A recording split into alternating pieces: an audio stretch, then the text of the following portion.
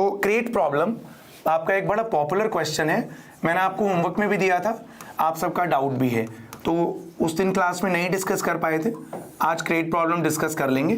ठीक है, एक बड़ी सी बिल्डिंग में, ठीक है,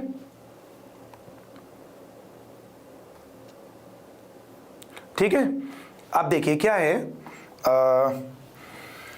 आपको पता है बड़ी सी बिल्डिंग में ना एक रोप से एक लकड़ी का प्लेटफॉर्म होता है, उस पर एक पेंटर जो है अटैच्ड होता है, राइट, वो खड़ा होता है और वो अपने आप को भी खींचता रहता है, ऊपर नीचे करता रहता है। ठीक है, विंडो साफ करने के लिए भी यूज, विंडो साफ करने के लिए सर, बुर्ज खलीफा की विंडो साफ होती हैं तो बहुत टाइम लग जाता है उसमें, पैसे भी खूब लेता होगा। हाँ सर बिल्कुल है।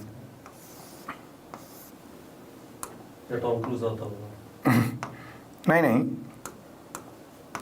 तो ये बेटा एक मिनट दीजिए मुझे, पुली बना दूं मैं। ये पुली हो गई है ना, इधर की साइड से बेटा क्रिएट है, ये क्रिएट हो गया ना, वो जिसपे पर्सन अटैच खड़ा होता है, राइट, ये पर्सन हो गया, राइट। पर्सन का मास कैपिटल है। मैं यहाँ पर न्यूमेरिकल वैल्यूज नहीं ले रहा हूँ। क्यों नहीं ले रहा हूँ? क्योंकि मुझे लगता है कि आप में से कुछ लोगों को उसको समझने में दिक्कत आ सकती है, तो एज अ स्टैंडर्ड फॉर्मूला भी लर्न कर लेंगे तो भी लाजवाब रहेगा आपके लिए। ठीक है, तो पर्सन का मास कैपिटल एम है और जो ये प्लेटफॉर्म जिस पे खड़ा हुआ है उसका मास बच्चों स्मॉल एम है। अब आपसे पूछा जा सकता है कि इस धागे पे पर्सन कितना फोर्स लगाए अपने आप को इक्विलिब्रियम में, सिस्टम को इक्विलिब्रियम में रखने के लिए, एक, और दूसरा कि वो मिनिमम फोर्स से ज्यादा फोर्स लगाएगा तो किस एक्सेलरेशन से ऊपर जा रहा है, तीसरा पर्सन और इस प्लेटफॉर्म के बीच में नॉर्मल रिएक्शन कितना होगा बालकों। ठीक है, तो क्वेश्चन ये है पहला, कैलकुलेट मिनिमम फोर्स एफ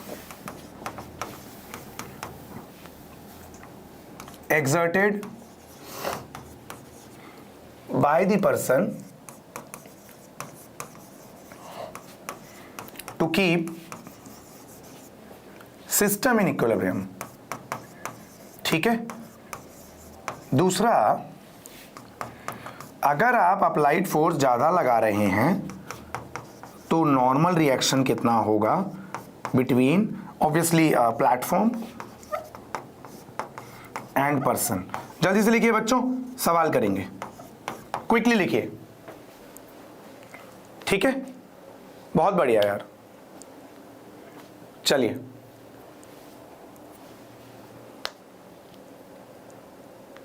सही बात है कपिल, बिल्कुल बताऊंगा।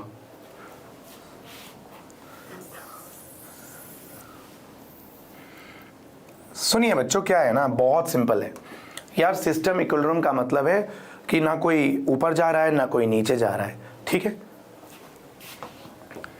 बेटा, ये फोर्स पर्सन रोप को नीचे खींच रहा है, तो रोप जो है ना पर्सन पे ऊपर की ओर फोर्स लगा रहा होगा और वो फोर्स होगा कैपिटल एफ, है ना, और ये फोर्स भी कैपिटल एफ बेटा।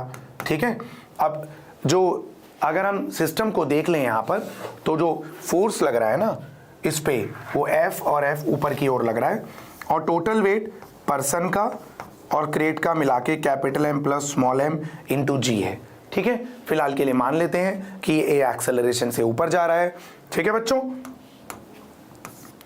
ए एक्सेलरेशन से ऊपर जा रहा है, तो net force is equal to total mass times acceleration formula रहेगा। तो नेट फोर्स क्या है हमारा, 2F minus total weight of the जो भी सिस्टम है इज इक्वल टू बालकों total mass into acceleration. But आप तो बोल रहे हैं कि सिस्टम इज इन इक्विलिब्रियम, तो मतलब या तो सिस्टम रेस्ट पे है या कांस्टेंट वेलोसिटी से ऊपर जा रहा है, तो एक्सेलरेशन जीरो है ना। फॉर इक्विलिब्रियम बालकों एक्सेलरेशन जीरो, तो यहां से कैपिटल एफ की वैल्यू आती है capital M plus small M divided by 2 into g. क्या बोलते हैं बच्चों, है ना। ठीक है बच्चों, बिल्कुल राइट। तो ये फोर्स आ गया, परफेक्ट है बच्चों। तो ये मिनिमम फोर्स है जिसको लगा करके रेस्ट पे रखा जा सकता है। टेंशन इन स्ट्रिंग भी यही होगी, आप जितने फोर्स से खींचेंगे धागा उतने फोर्स से खींचेगा। This is also called the tension in the string बच्चों। ठीक है, जल्दी लिखिए, राइट, डन बालको। चलो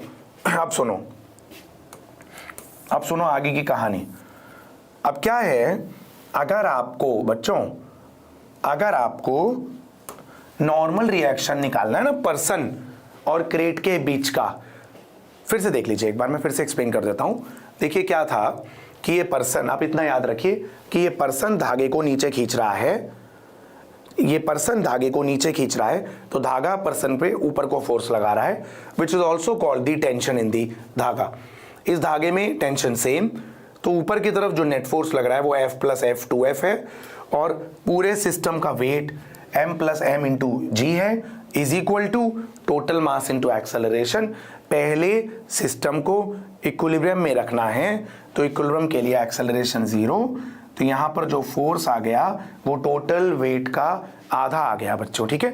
तो टोटल वेट का आधा फोर्स लगा के पेंटर या पर्सन अपने आप को, अपने सिस्टम को इक्विलिब्रियम में रख सकता है, तो इंडीड इस पुली सिस्टम से उसे फायदा हो रहा है ना। टोटल वेट का आधा एफर्ट लगाना पड़ रहा है, ठीक है बच्चों, राइट, क्लियर, ठीक है ना बच्चों, डन, बहुत बढ़िया। चलिए सुनिए, आप मैं इरेज कर रहा हूं, अगला पार्ट देखते हैं एक बार।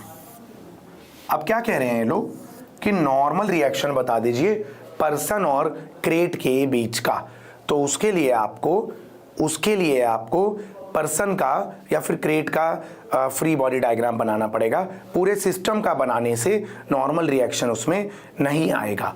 क्यों नहीं आएगा? क्योंकि बच्चों देखो, पिछले क्वेश्चन को ना सिंपली समझ लो, आप सिंपली समझ लो, कुछ नहीं करना, इक्वेशन कुछ नहीं। देखो यहाँ फोर्स F, ये वाला फोर्स F, इस धागे में 2F, तो पूरे सिस्टम पे जो नेट फोर्स ऊपर की तरफ लग रहा है वो है 2F। पहला पार्ट ही दोबारा बता रहा हूँ, तीसरी बार मतलब, और पूरे सिस्टम का वेट है ये। बस इक्विलिब्रियम का मतलब यही होता है ना, ऊपर वाला फोर्स नीचे वाला फोर्स बराबर। हम क्यों इतनी टेंशन ले रहे हैं, क्यों इतनी मेहनत कर रहे हैं, है ना। ऊपर वाला फोर्स और नीचे वाला फोर्स बराबर, हो गया इक्विलिब्रियम, खत्म। चलो अब तो ठीक है, अब नहीं बताऊंगा। अब सुनो, नॉर्मल रिएक्शन जो है वो क्रेट और पर्सन सिस्टम के लिए इंटरनल फोर्स है बच्चों, है ना। तो नॉर्मल रिएक्शन पर्सन पे एक्ट कर रहा है, क्रेट पे एक्ट कर रहा है, दोनों को साथ में कंसीडर करोगे तो नॉर्मल रिएक्शन इंटरनल फोर्स है, कैंसिल आउट हो रहा होगा। तो फिलहाल के लिए मैं पर्सन के फ्री बॉडी डायग्राम की बात करता हूं, ठीक है। तो देखिए, अब यहां पर जो फोर्स लग रहा है वो इतना है कि ये पूरा सिस्टम ए एक्सेलरेशन से ऊपर भाग रहा है, ठीक है भाई, लग सकता है, प्रॉब्लम क्या है, कोई दिक्कत नहीं है, ठीक है। अब पहला कॉन्सेप्ट तो वही है, 2F माइनस, मतलब आप अप्लाइड फोर्स मिनिमम फोर्स से ज्यादा है, 2F minus total weight is equal to total mass times acceleration indeed, है ना बच्चों, ये तो कॉन्सेप्ट हो ही गया। अब क्या करें, अब पर्सन का फ्री बॉडी डायग्राम बनाइए। ये रहा पर्सन, है ना, ये रहा पर्सन।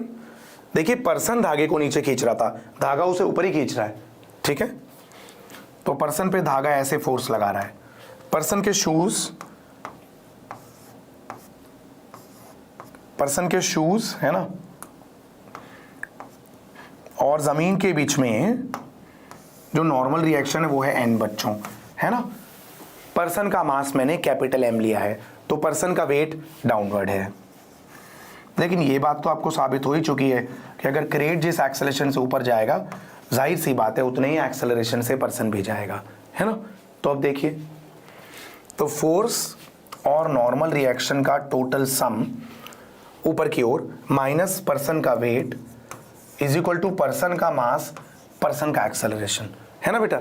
ये सिर्फ पर्सन पे एक्ट करने वाले फोर्स बताएं।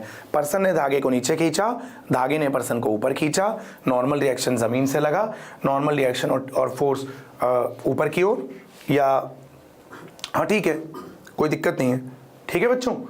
अब ये आपका दो इक्वेशन सॉल्व करके यहाँ से नॉर्मल रिएक्शन आ जाता है, ठीक है। एक्सेलरेशन की वैल्यू उधर से इधर डालिए, तो नॉर्मल रिएक्शन की वैल्यू जो मुझे याद है वो ये आती है। अब आपके लिए एक मैंने स्टैंडर्ड फॉर्मूला बना दिया है। इस तरह की क्रेट प्रॉब्लम में आपको हमेशा से कष्ट होता था, अब आपको कभी भी कष्ट नहीं होगा, ठीक है। दो कॉन्सेप्ट याद रखिए, पर्सन और क्रेट का जो टोटल वेट है उसका आधा फोर्स लगाने पे उसका आधा धागे में अगर टेंशन आती है तो सारा सिस्टम इक्विलिब्रियम में रहेगा।